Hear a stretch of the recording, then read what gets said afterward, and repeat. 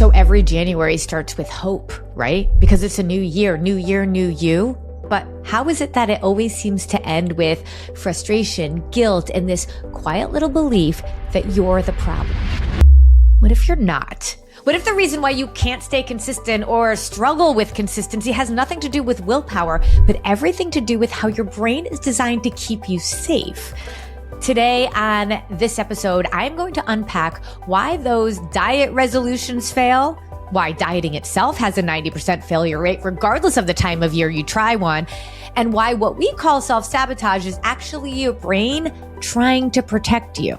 I'm going to show you how, with a simple 1% shift, you can actually stop starting over and over again and finally build something that lasts. No rules, no extremes, no more falling off, because there is no wagon to fall off of.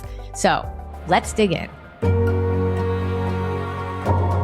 So it's this time every year that I get calls from media always asking me the same things. Can you come on and talk about New Year's resolutions, weight loss goals, and how you can finally stick with them this year? I mean, it's like year after year after year. I know that it's coming, and it's just so interesting to me because the truth is nothing magical happens on January 1st. Nothing magical happens when you say, I start the diet on Monday. But yet, it's sort of this trendy thing. It's kind of a marketing campaign by diet industries that makes us feel like, okay, we have to start, the diet starts in the new year. New year, new me. And the reason why media outlets are coming to people like me to do segments on how they can really make them stick is because it's very interesting to people. It is very popular to say, okay, here are my New Year's resolutions. But we also know that the reason why they're asking me to come on their shows or to be quoted about how do we make it stick is because people don't make it stick. The statistics are staggering on success when it comes to quote unquote New Year's resolutions. Gyms are the busiest. It's literally their Super Bowl in January. But by mid-February, the gyms are almost empty. And so what's really going on? And whenever I'm on these shows, it's funny because I don't give the whole basic info that most other nutritionists give.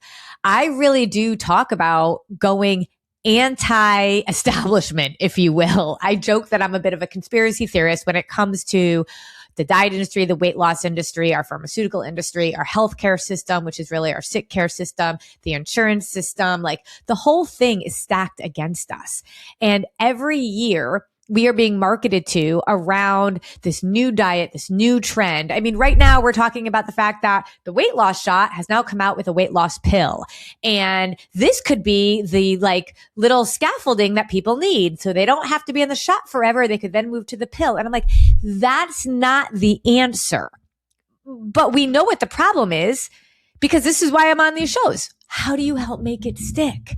Well, it's like the definition of insanity is doing the same thing over and over again and expecting different results. So what we end up doing is we think that a new diet, a new weight loss technique is going to be the thing that's different because we don't want to have the definition of insanity tagged to us all the time. But what we don't understand is every single diet is essentially the same. And it's like a different sheep in wolf's clothing. No, a different wolf in sheep's clothing. I always mess that up. It's the same thing. If it revolves around rules, being restrictive, having to be perfect. I mean, think about it. If the thing that you're starting for the new year, you could not do while you were on vacation, you could not do while life is crazy. Literally, you have to have life perfect. Well, because nothing magical happens January 1st, what ends up occurring is that life shows up, lifes. And when has it ever been perfect? It hasn't.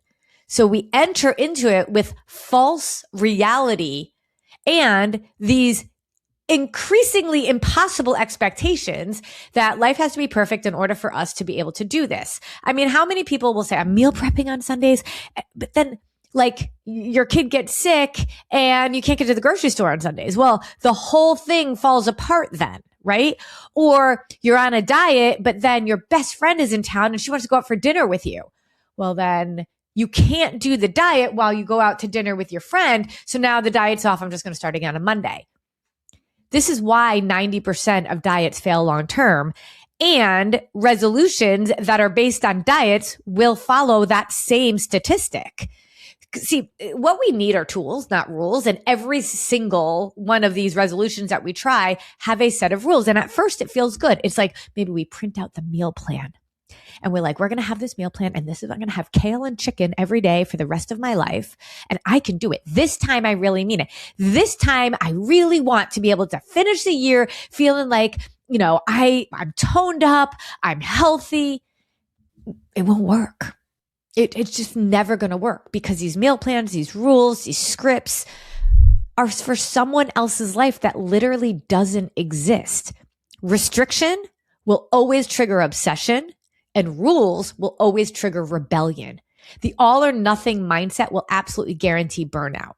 So we have to do something different in order to actually get something different.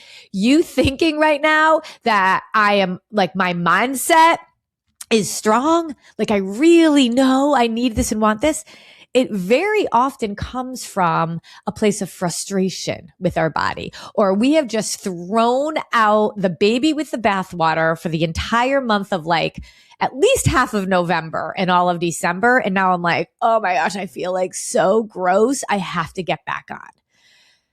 So we enter into what we say is a lifestyle. What we say we want is actually to be able to become healthy. But what that means is we want to actually live a healthy lifestyle, but we do it for the wrong reasons. And we enter into this like idea of a better relationship with food in our bodies by hating our bodies. We walk into this relationship frustrated with it. So if you walk into a relationship frustrated with the person, you're not going to get very far. You've got to come to a common ground. You've got to have trust. Trust comes from positive interactions consistently over time. So instead of being like, I want to lose weight, we've got to start thinking about this as I want to build trust with my body. I want to build a strong relationship with my body so that it can continue to serve me well into my years. Weight loss can't be the goal. Weight loss is a byproduct of a healthy body if you need to lose weight. But let's be honest, a lot of us really want the feeling of energy, of confidence, of freedom, of peace when it comes to food and our choices. We want to feel present and focused. We want to not hurt. What we really want is what we think the weight loss goal is going to give us, but it never does. Because first of all, that number is just like this arbitrary number that we have put so much meaning into. And if we are like 1 pound away of it, like it's like, I got to reach my goal. But what is that goal? If the goal is health, then the number doesn't really matter. There are so many other measures of health. And truly, a number on scale, not only is it not a strong measure of health, but it is literally arbitrary. It is like, why did you pick that number out of there? Well, that's the number I felt the most confident of. Like when? Well, when I was 20. Okay, you're 50 now. And our bodies are supposed to change as we get older. Also, were you dieting back then? Because I know so many women that are like, I wish I was happy with my body back then. I wish that I realized I wasn't actually overweight then. It's like without a strong relationship, we're never going to be happy with what we have. But also the whole concept of weight, it's like, that's actually not in our control. It really isn't. A weight goal, even a goal around our blood work, those are outcome goals. And I really want us to focus on behavior goals.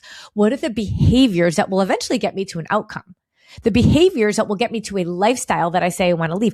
How I lose weight has to be how I maintain it. How I show up today has to be how I show up tomorrow and the next day. I'm not going to just become healthy if I am not acting healthy now. So the first thing is, what does a healthy person, actually, let's even take it another step further. What is the healthiest version of me do, say, think, and believe? That's the blueprint. That's the goal. That's the North Star. Because the other stuff is byproducts. Another thing that we have to remember as we start a new year is simply the word new. New is like a swear word to your brain. It's like a curse word. It's the N word. Your brain does not like new. Your brain struggles when you introduce something new to it because it likes familiar. I always talk about the difference between self-comfort and self-care. Self-care moves us forward. Self-comfort keeps us stuck, safe, and comfortable. We like comfort. I have this sweater on because it is one of the most comfortable, like self-soothing, warmest sweaters that I own. And as we were talking about the new year, it's like the winter time. It's like it just felt so comfortable and cozy. We love that. And when we start a new year and decide we're going to do this new resolution and we're going to like go to the gym and meal prep and eat kale and chicken and do all these things, because we have a why that is not centered in real meaning, but also because we are throwing everything at our brain that it's not used to all at once, it doesn't look at all of that new stuff as good. Our brain looks at it as unfamiliar. And so if you've ever felt like you self-sabotage, you know what to do, you just don't do it. It's actually not around sabotage. This is what's so incredible as a behavior specialist and as a person that really works on changing our behaviors for the long term. Our brain goes to what it's familiar with. And so I always think about it like an elastic band. I always have an elastic band on me, right? Like an elastic band stretches, but it always wants to go back to its original position. That is innately how we are as humans. And so if your stretch is going to the gym on a regular basis, it's eating kale and chicken, which you shouldn't just be eating kale and chicken, right? But if it's like focusing on healthy, clean, whole, unprocessed foods, thinking about like, how do I fuel my body correctly? Like how, like all of these pieces, it might feel good at first being stretched, but after a little while, your brain catches up and it's like, whoa, whoa, whoa, whoa, whoa. This is all brand new stuff and we don't like it. New is unfamiliar. Unfamiliar is scary. Scary means we don't want to do it. Think about it. If you go to a party and you're not going to know anybody and you've never been at this house before, you're going to probably try to find a whole bunch of reasons not to go because it feels new and scary. So then what do? I don't really feel like going. I got to get up early in the morning. And you just find ways to talk yourself out of it. We do this subconsciously with our own brains, with our own bodies. Let's say you join a gym and it's 20 minutes away, but it feels like it's okay. I can actually listen to podcasts on my way. But you're now listening to podcasts. You're going to the gym. You're waking up earlier. All of this is new. And when your brain recognizes it, it will start to say, wait a minute. The gym is kind of far. It's a little expensive. You could just work out at home.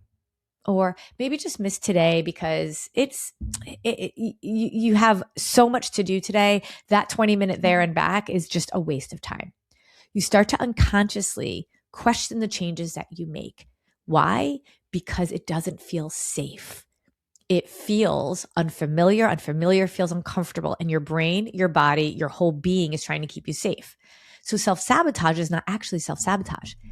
It's self-preservation. And we are trying to protect ourselves. It's like going up to a hot stove and be like, oh, whoa, whoa, whoa, that's hot. Okay, we're not going to touch that stove again. We know it's hot. Your body wants to protect you. Just like when I'm all about blood sugar stabilization. And when we spike our blood sugar, our body releases all sorts of the glucose that it can't store in the two little places it needs to store it in, has to store it somewhere else. So it actually protects us by creating fat cells and storing that in fat cells. It actually starts to do things to try to protect us, but actually it hurts us in the long run. And so that's like self-sabotage. It's self-preservation. It's like these big dramatic changes triggers resistance, not motivation. The brain's job is safety. It is not health. It doesn't recognize that you're on a planet, doesn't know that it's a new year, new you. It just sees anything new as a threat. So how do we get past that? Well, that's where the 1% solution really comes in. Having a change that actually sticks for reasons that actually matter. So we have to get into a strong why. This can't be about a number on a scale that we can't control. This has to be about something deeper. What is the healthiest version of you do, say, think, and believe? And why is that important? Why does it matter? Because let's face it, when it's just a weight loss goal and it's Monday night and you're home and you're stressed and there's chocolate cake on the counter, when your goal is weight loss and you say, screw it, I'm not going to lose 40 pounds by tomorrow, I'm just going to have the cake. That's what ends up happening. But if you actually say, I want to build trust with my body, I want to look at my body like I look at any other relationship. How do I show up in relationships to be able to convince that person that I am a trustworthy person? I show up consistently over time. And if that is more of your goal, of your why, then you're going to show up for yourself in a different way. But now, instead of doing everything at once, which your brain is going to just react to negatively, doesn't it make sense why nothing has stuck before? Why diets will never work? First of all, our bodies were not meant to be deprived, but also like we try to do it all at once. We're all or nothing. We have this perfectionist mindset. The brain will accept small, repeatable change. 1%, just doing one thing differently tomorrow will feel safe enough to repeat over and over and over again. And then you almost are tricking your brain into consistency. That consistency is built through trust, not pressure. And small changes compound faster than people expect. We just think we have to throw the whole kitchen sink at it when in all reality, we just need to have the faucet on with a little drip over time. BJ Fogg wrote the book Tiny Habits, and he builds on this principle so strategically in his book. And the question is often, well, once you kind of get yourself into like one habit, how do you know it's time to up level? The human being wants to continuously improve. Continuous improvement is part of who we are. But when it gets to be too much too fast, we pull back. So it's about dancing, this little dance with human psychology, human behavior that gives us what we say we want. Now, I will also say that in order to be able to recognize how to do a 1%, how to stay focused on what really matters with what you want and why you want it, we have to be self-aware. And that self-awareness can come when we actually have a staff meeting with ourselves every day. And that's why morning time to me is the most important time. It gives us a chance to reset and realign every day, to have a literal staff meeting with yourself, to be able to talk through who you are, what you want, why you want it. Get your intentionality really strong. Review the day before. What went well, what didn't. No guilt, just data. How are we going to show up differently today? And then meet again tomorrow. And then review. You can never fall that far off the track if you know that you are showing up every single day to have a staff meeting with yourself. You are reflecting, you are revising, and you are showing up for reasons that actually matter. So do you see, I didn't say I want you to go grocery shopping and buy apples and oranges and eat more lean protein. Yes, there is a strategy around how to fuel your body correctly, but that won't matter if you don't actually have a strong why. Understand that self-sabotage is really self-preservation, and it's caused because we have these big dramatic changes that triggers resistance. And in order to get past that is really recognizing that consistency over time builds trust, and we need to do it at 1% increments. And in order to reflect on all of this, we need to get ourselves up just 15 minutes earlier and have a meaningful morning time. This is why I go live on Instagram every morning, to learn more about morning time and the structure that I suggest people go in with it. You can actually, we'll put a link here for, I have a whole morning time guide, but also make sure you go follow me on Instagram. I'm at Carrie_Lipoli, and that will give you the structure every single day with me. You can always watch it on repeat, but I am dripping 1% empowered mindsets every day so that over time it adds up big. In fact, I call it 100 days of 1% because 1% a day for 100 days is 100%. But then if we don't stick with it, just like any other relationship, we have to continue to cultivate it. We show up again and again and again and again. So this is a very different way. When, the definition of insanity is doing the same thing over and over again, expecting different results. What I am talking about here is actually the opposite of what you've probably been doing up until now. So let's get you into a space that really gives you the opportunity to do what you say you want to do, to get what you say you want to get, and to do it in a way that likely disrupts everything that you've been taught from the diet industry, the weight loss industry, the pharmaceutical industry, the healthcare industry, the insurance, like all of it. They're telling you to go find the quick fix, do this, take the drug. That's not health. Let's get you to understanding what is the healthiest version of you. Do, say, think, and believe. And let's get a plan around that. Happy New Year.